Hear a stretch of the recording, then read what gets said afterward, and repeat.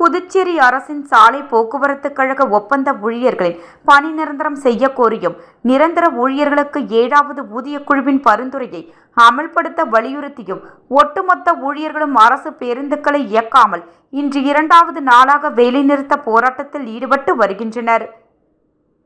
புதுச்சேரி அரசின் சாலை போக்குவரத்து கழகம் சார்பில் 100க்கும் மேற்பட்ட பேருந்துகள் உள்ளூர் மற்றும் வெளியூர்களுக்கு இயக்கப்பட்டு வருகின்றன.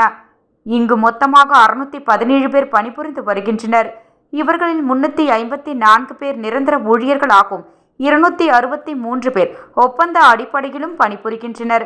இதனிடையே கடந்த 15 ஆண்டுகளுக்கு மேலாக பணியாற்றி வரும் ஒப்பந்த ஓட்டுநர் மற்றும் நடத்துனர்களை தங்களை பணி நிரந்தரம் செய்ய வலியுறுத்தி பல கட்ட போராட்டங்கள் நடத்தி வந்த நிலையில் அரசு இதுவரை எந்தவித நடவடிக்கையும் எடுக்காததாலும் நிரந்தர ஊழியர்களுக்கு 7வது ஊதியக் குழுவின் பரிந்துரையை அமல்படுத்த வலியுறுத்தியும் நேற்று முதல் 600க்கும் மேற்பட்ட ஊழியர்கள் பேருந்துகளை இயக்காமல் தொடர் வேலை போராட்டத்தை தொடங்கினர்.